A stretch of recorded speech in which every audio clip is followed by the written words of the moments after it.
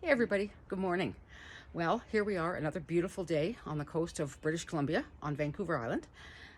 We've been suffering a bit of a drought the last month or two in that we've had significantly less rain than we've ever had, broken all kinds of records. Thank goodness the temperatures are only in about the mid-20s usually, unlike in the States, where in a lot of places actually in the world where they're suffering severe heat. So we're thankful for that at least. At any rate, today I'm going to do a little bit of irrigation 101. Thanks to Bruce, the owner of West Tech Irrigation, over the last couple of years, we have actually taken a few courses on doing and repairing our own irrigation.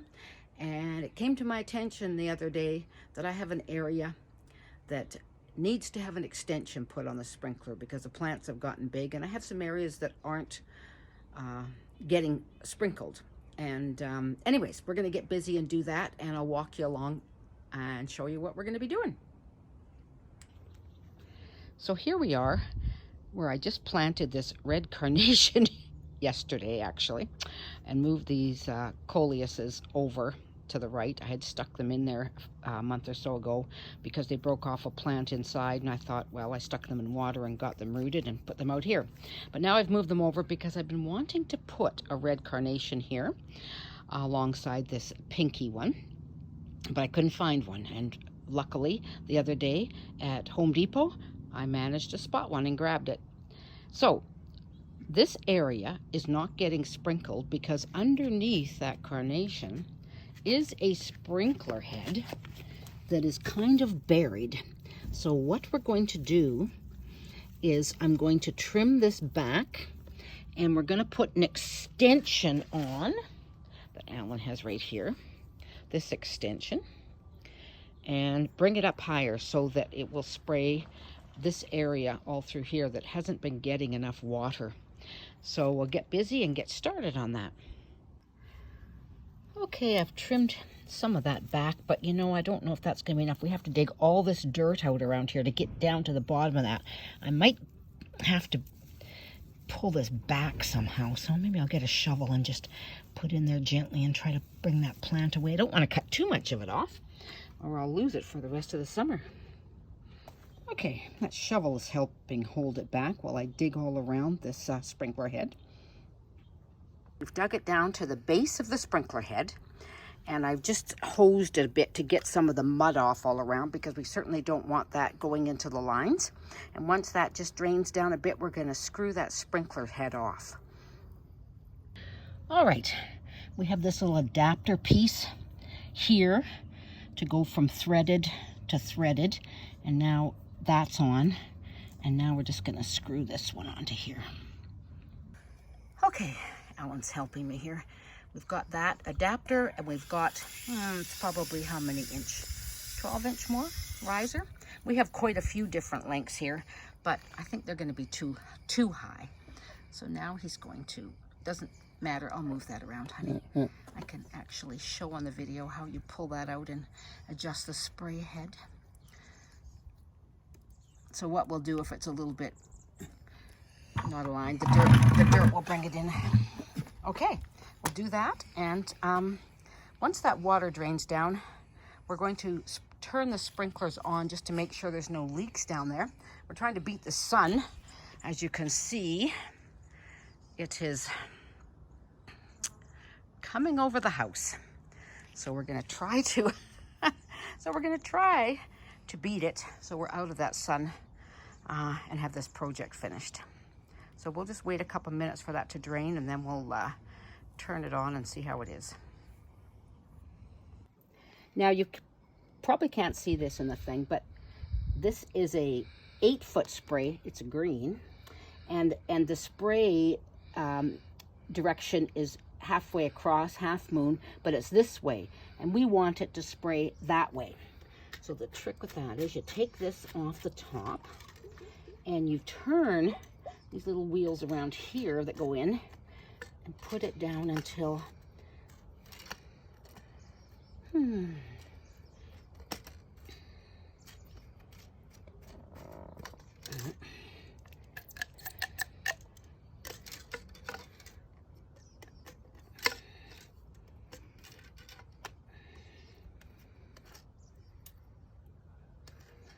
Not supposed to be turning with that.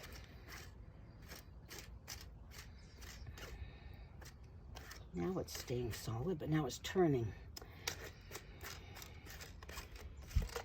Oh, why is it doing that? Because it's unscrewed, that's why. Okay.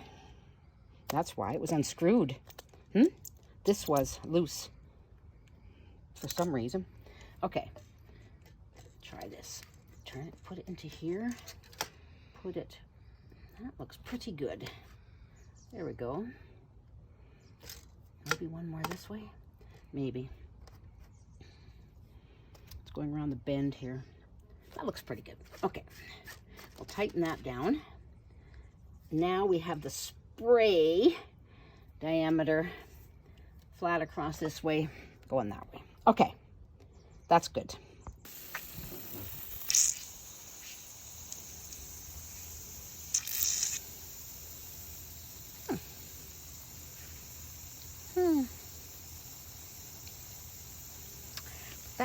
That should have more pressure that it pops up this high, but it's not. Maybe it's because, do we have too many sprinklers on here? No, I don't think so. It's not popping up. We had that problem last week, remember? I don't know why. Well, so okay, sprinklers on. Doesn't look to be anything that's leaking down that way. It's just running down it. And it has a nice spray now that's watering over into this carnation, the coleus, the area that was missing the water. So I think we're good to go. We'll turn it off and we'll fill this back in. You might have noticed I didn't put any more plumber's tape on. This piece that we added actually already had plumber's tape on the ends.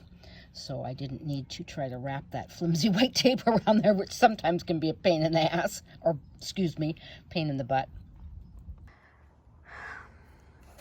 And before I hose off this sidewalk, the muddy dirt that's left, I think I'm going to cut this section of this bush out just down in here, just so the spray gets under there a bit better. All right, I'll finish this little project that I had noticed a while back needed to have that sprinkler head lifted up. So now these lovely red carnations will do better all summer. So that's great. I'll just take you over and show you what we put in yesterday in another section of the garden. Now over here at the front of the driveway, this pot here actually had a tree lavender in it, which died. And so I dug it out and cleaned up this area, which had a lot of heliobores that have all finished flowering, and I thought I would cut them right back. And I was going to move this pot over into here, but have since changed my mind. When I was up at Home Depot the other day buying the carnation, I spotted these succulents, 4 in a pack, and they were marked down half price, and they were beautiful. And I thought, I don't usually grow succulents, but I thought I would give them a whirl in this pot. And then just in here, I have an awful lot of alyssum that's coming up on its own, so I'll just fill it with the white alyssum. So then Alan took this sprinkler head that's here. It was actually a standing up one. He cut it. You dip this in this hosing in hot water and attached it to this little bubbler. And so now this pot will get lots of water. Maybe too much for the succulents. I'll have to keep an eye on that. All right, that's it for today. A little short lesson on irrigation. And so if your irrigation shops in your area ever offer a free course, you should go and take it. It helps a lot, saves you a lot of money doing those little things by yourself. I don't know how much it would have cost to have somebody come in and do those couple of things, probably at least $100 or $150. And we had the parts in our supplies because we've stocked up over the years, making sure we have extras. So anyways, I'll let you guys go. You take care and stay safe. Bye-bye.